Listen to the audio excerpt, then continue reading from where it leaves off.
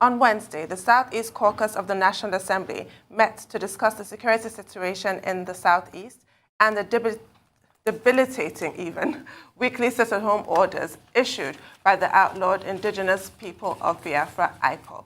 After the meeting, the Southeast lawmakers reviewed the sit-at-home orders and expressed regret over the incalculable economic losses and hardship they have brought on the region.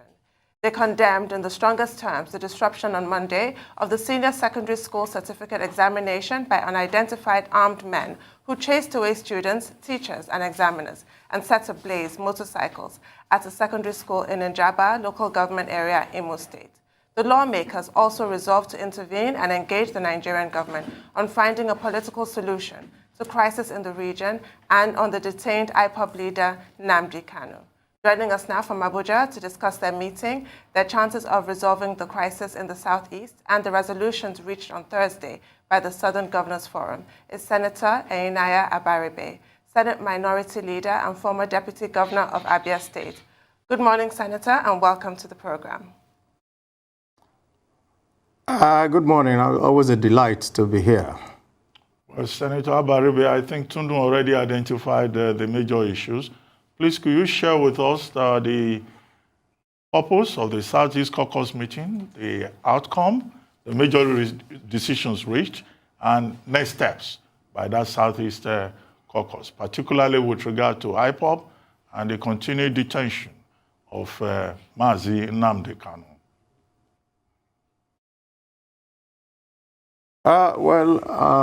Ruben, if you look at the meeting, you will see that it was across parties, it was across all divides, and it was the caucus of both the House of Rep and the Senate.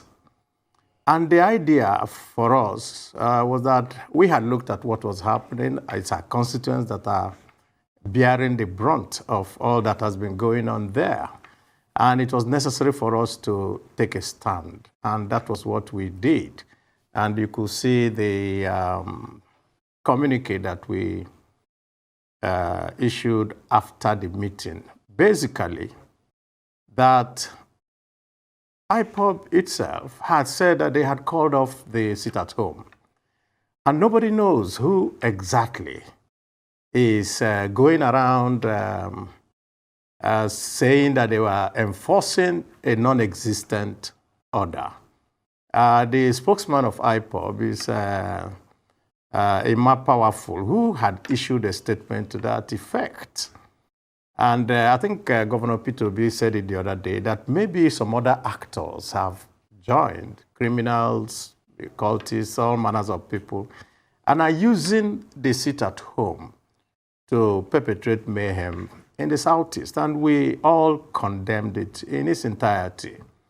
And we also felt that if the ground, let's say the reason for all this has to do with the incarceration of Nnamdi Kanu, just like we had done earlier, that we should try to engage the authorities and make sure that we can find a solution that will be palatable to all sides. And that's exactly the kernel of what we discussed.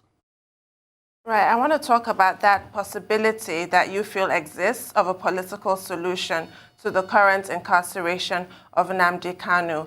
What exactly is the likelihood of this political solution? What angle are you approaching negotiations with the Federal Republic, if at all you're considering that? Can you take us through what you're thinking in terms of plans for that?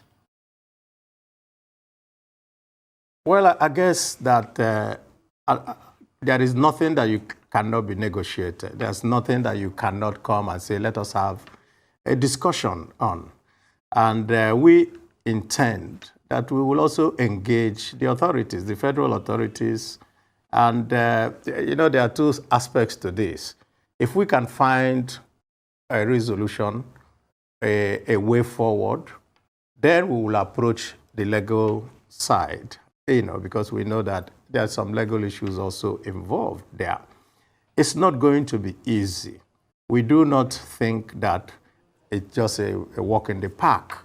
But we know that it's better to talk than to let things continue to slide the way it was going. Because you could see that it degenerated into not even letting children go to school and all that, go take exams and so forth. And that's not in our character.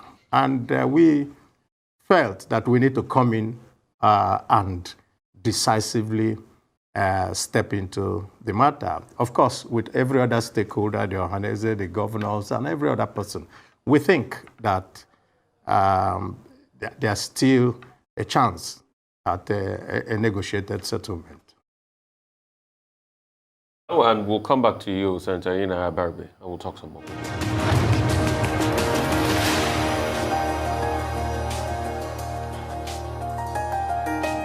All right, welcome back. We still have Senator Enyinnaya Abaribe, Senate Minority Leader, former Deputy Governor of Abia State. Senator, good to have this conversation with you. So the last time you were here, you talked about the possibility of some people, causing all this mayhem, and you kept on saying it's not IPOB. With this, now that you've said, can we hold you by that by saying maybe some other actors are causing all of this? And probably who are those actors? And secondly, I'd like to talk to you about all of this sort of rapprochement. Is it because of the president visited? Is it because there was a dialogue, by some Igbo leaders with the president? How is all of this connected to the president's visit?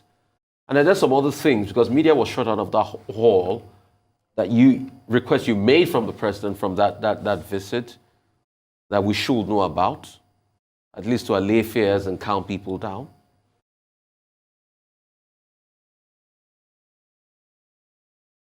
Well, if I take what you said earlier, first of all, IPOB on its own said that there should be no more sit at home, and that people should go about their businesses, legitimate businesses, and all that. Yet, there were some people who attacked people who were going about their business, saying that, that there should be a lockdown, meaning that nobody now knows who was enforcing what. And that's why we felt that those who are enforcing it could not have been the people who also said, let there be no sit down. That is why we are saying that it must have been elements that we do not know. And we actually also suggested that both the governors and the security agencies work hand in hand and fish out those who are doing this, because this is detrimental to our welfare and the economy of the Southeast. On the matter of what was discussed with the president, I wasn't there, but I know that the speech that was read by the president of Ohanese was released to the press. And in all, what everybody wants is to have peace in your place, because without peace, you can't have any development, you can't have any movement, you can't have anything. And I think that each and every one of us pulling from different strands will probably bring to to our people the required resolutions of, that they want. Secondly, we also feel that there is an attempt to introduce into the Southeast something that is alien to us, which is these incessant killings and assassinations and so forth. It doesn't have, it's not us. Our ethos as Ndibo is Onyagala one.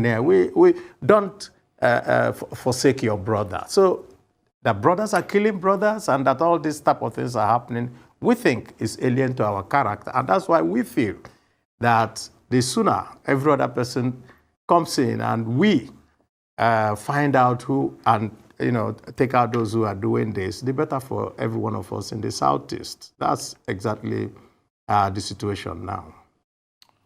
Well, Senator, two quick things. The Southern Governors Forum, 17 governors, some of them represented by their deputies, met yesterday in Enugu, and they came up with a number of resolutions with regard to fiscal federalism, the Petroleum Industry Act, the commercialization of the NNPC, open grazing, and also particularly VAT, which they say should be collected by states. What do you think about this Southern Governors Forum, who again, like the Southeast Caucus that you referred to, met along bipartisan lines? And then secondly, yesterday, one of the strong members of your party, Femi Fani-Kayode, was seen in Aso Villa paying homage to the president and being announced as the newest member of the All Progressives Congress, a party he once described as the Almajiri People's Congress. So he's there now, and he's one of a series of persons who have gone to the APC. He even said some other governors, Bauchi governor or your governor, and some other governors will follow suit. It looks like the PDP is just losing all its prominent persons. How does that position your party for 2023 and the capacity of the party to move from being a minority party into a dominant majority party in 2023? I would prefer that we do not dwell on Fani-Kayode. In Igbo, there's a saying that Amagbo onye mkpụmkpụ na-atụ nkọjọ ya araghị ahụ. You know, if you correctly describe a short man, finding him is very, very easy. I think Obasanjo had dealt with the matter of who Fani-Kayode is, and I think we should just leave that aside. Coming to the fact, how did President Obasanjo describe him? How did President Obasanjo describe him?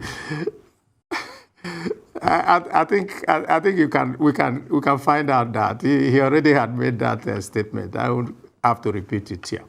But the point really, Ruben, is I listened to Governor Umahi this morning, and he was very emphatic on Channels Television. I said that, that Fani-Kayode needs to come and apologize to him. How can he say that he brought him to APC? So you could see that already there are discordant tunes coming out from there. And I think we should just leave that.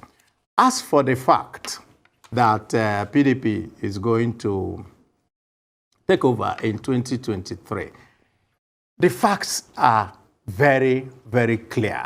Again, our people say that no labanaka and enyo. You know, if you wear a gold bracelet, you don't need to be looking at it. Everybody knows that you're wearing a gold bracelet. Nobody in Nigeria today can say that where we were in 2015 is where we are today in 2021. Are we better off? Capital, no. And so when we go to the polls, we will see how Nigerians are going to express their feelings about the government in power. So we're not bothered about a few people who decide to make their decisions. It's their personal decision where to go. I will not go anyway. So there's nothing to talk about that, Ruben. The Southern Governors Forum meeting in Enugu. Well, what I see from what the Southern governors did was a reiteration of their meeting both in Delta and in Lagos. And all that they have just done is that they continue to reiterate it.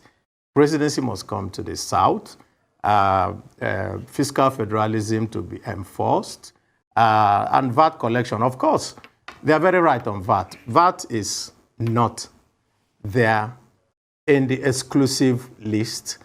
VAT is not there on the concurrent list.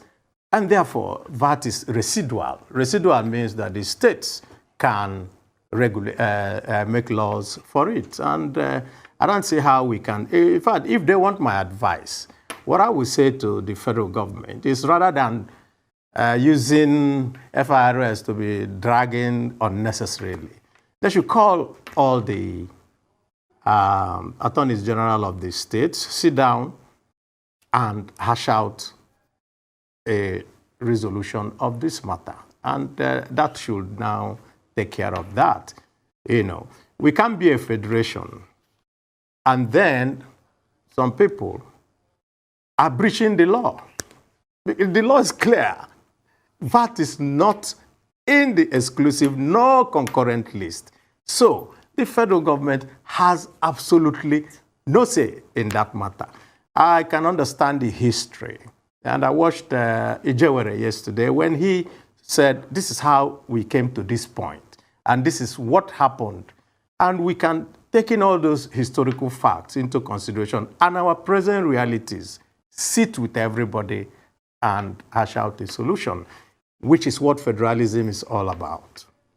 While still on the issue of the Southern Governors Forum, they also reiterated the importance of regional security. So my question is, what has happened to Ebube Agu in that clash with the ESN? And that also raises the issue you referred to earlier about the political solution, possible political solution for the current incarceration of Nnamdi Kanu, as opposed to a legal solution, because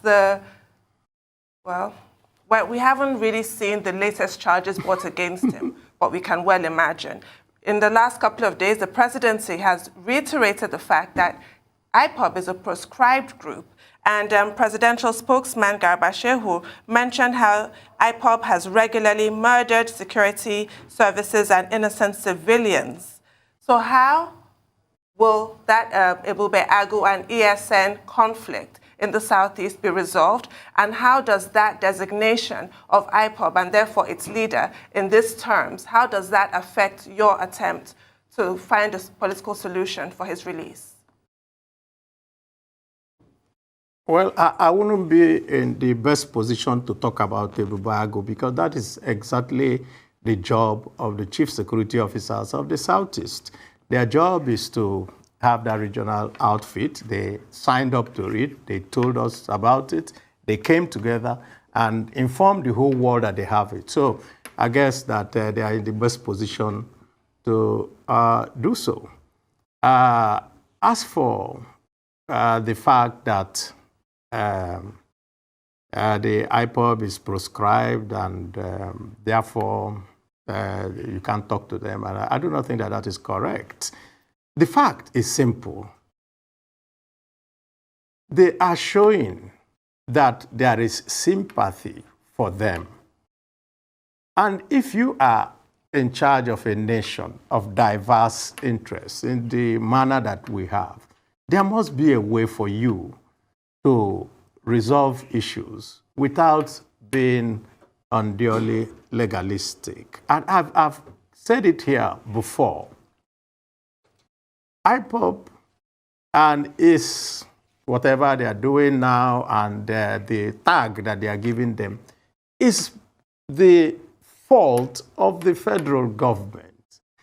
How can you, I repeat, how can you leave people who have been able to shoot down a military aircraft and you don't call them terrorists? And you now say, oh, these ones who are running around here are terrorists and you will never talk to them. Yet, you are talking to those who shot down an aircraft. And so that is where the problem is. If the government is interested in having peace in our land, which is the first order of business of a government, which is the welfare and security of our people, then the Constitution, you have to explore all options. You don't write off one option and say, we won't do it. You write it off. The matter continues the way it is. Who loses? At the end of the day, the presidency of President Buhari will go into history. Whatever is false is this thing, there will always be a reckoning in history. And if you want to be seen as the man who led Nigeria into its disintegration, then that is his decision to take. And so we have said we are ready. We are part of the Southeast.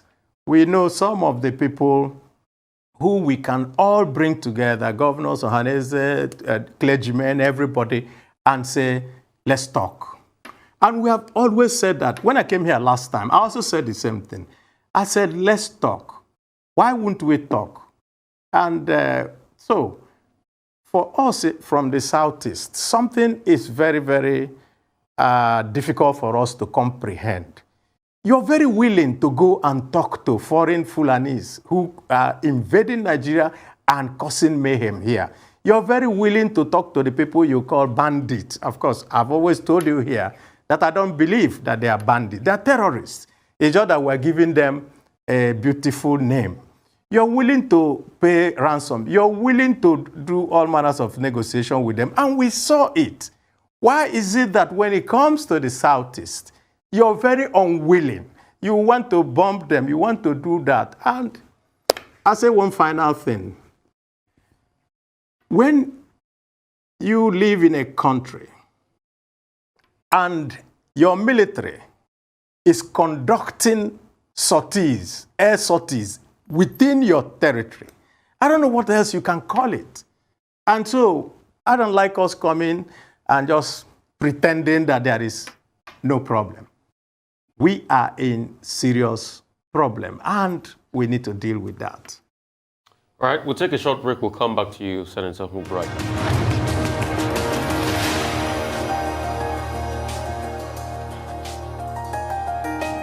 All right, welcome back to the morning show right here on the Rise News channel. We still have Senator Enyinnaya Abaribe, Senate Minority Leader, former Governor of Abia State, and we're talking about a lot of issues as regards the southeast of Nigeria. So I want to talk about Igbo presidency. Since the last time, I think we talked about possibilities of people that might be running. You've not been able to say anything as regards your intention for that. But it looks as though there's been a lull as regards that conversation. I mean, it's not the buzzword in media any longer. We don't hear it. Nobody talks about it. When we talk about the East now, we talk about the conflicts and things happening in the East, the insecurity. So is it that it's rested for now? Is it something that probably Ohanese and Igbo might have to raise with President Buhari at some point, and probably the political parties? Where are we with this Igbo presidency?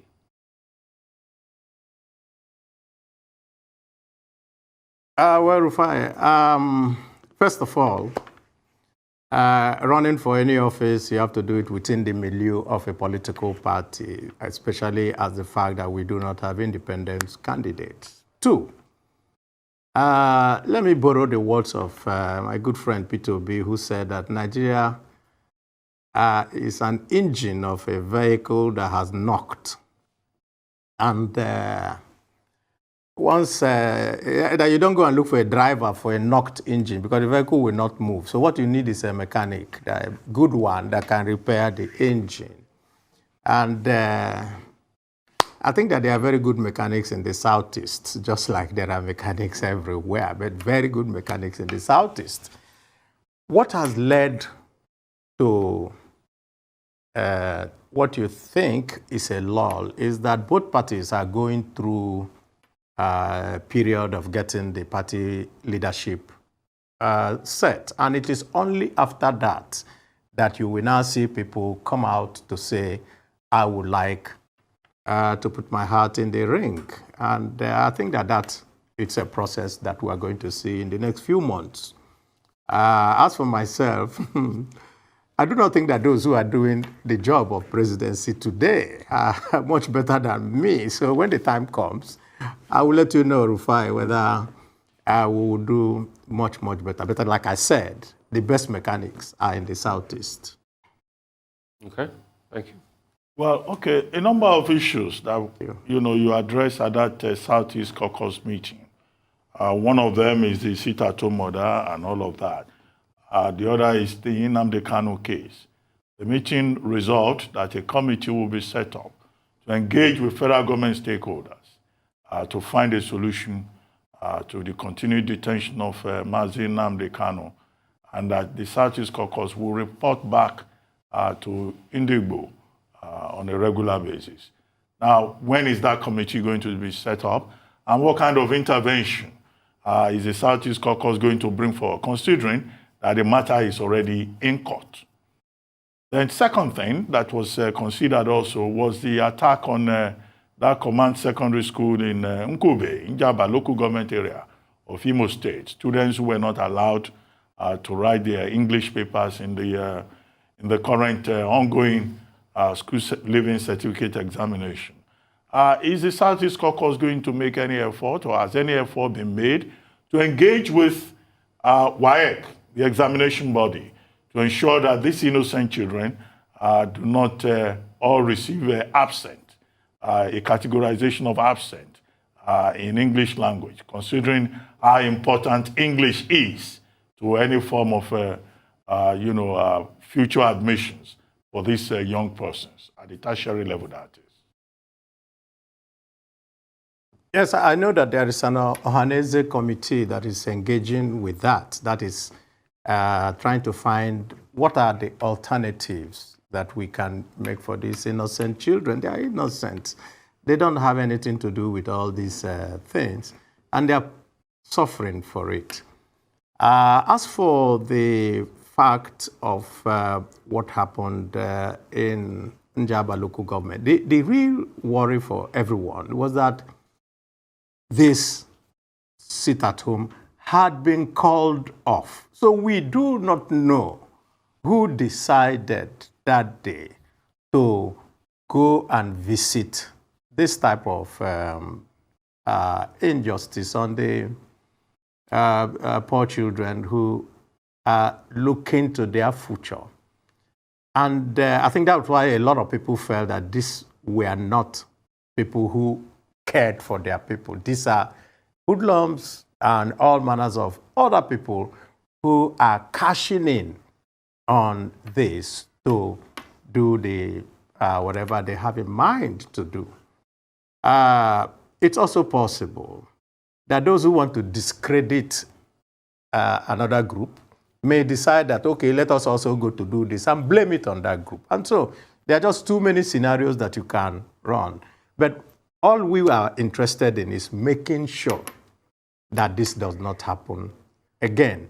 So we are interfacing with Ohaneze, we are interfacing with the clergy to be sure that we find out. We're also interfacing with the governors because they also have superior information than us about what is going on and how we can tackle it. And I think that at the end of our deliberations, we will do so.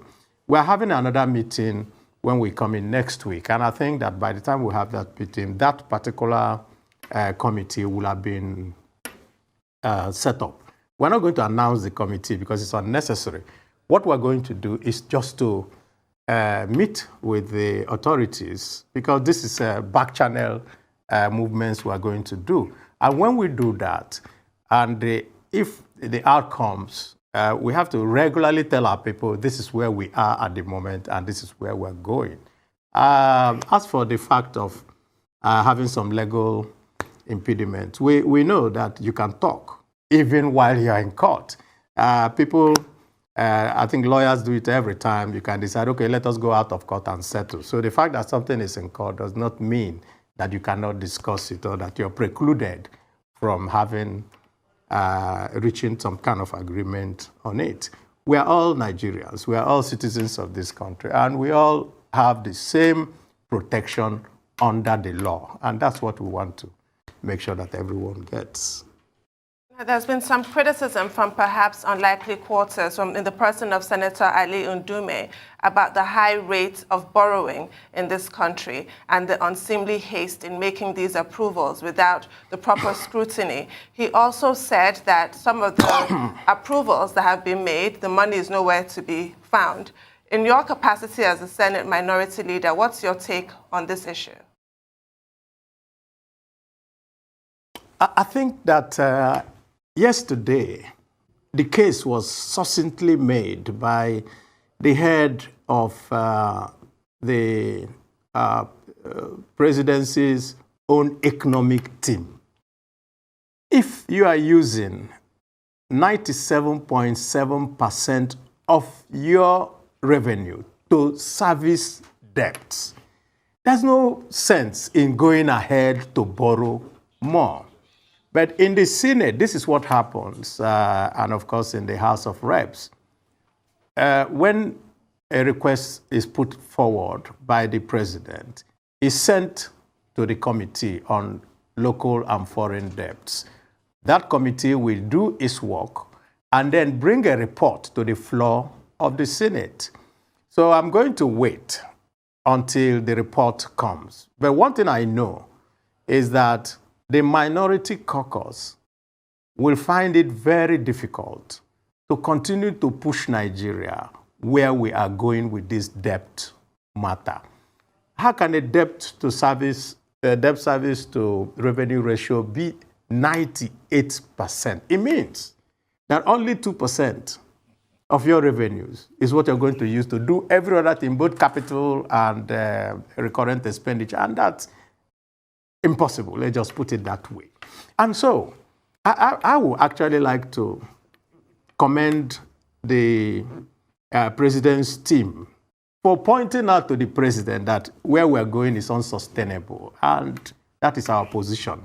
Where we are going with this debt is unsustainable. And we cannot accept such position. I think what they should just do is, we were able to manage this economy. The PDP was able to manage this economy and made it so, and we're just surprised that in 6 years, we have gone, and just like Emir Sanusi said, we have wiped away the gains of the last 30 years in 6 years. That cannot be a fitting legacy for someone that was presented to us as a savior. Well, thank you very much, Senator Abaribe. We would like to thank you for your time and your contribution.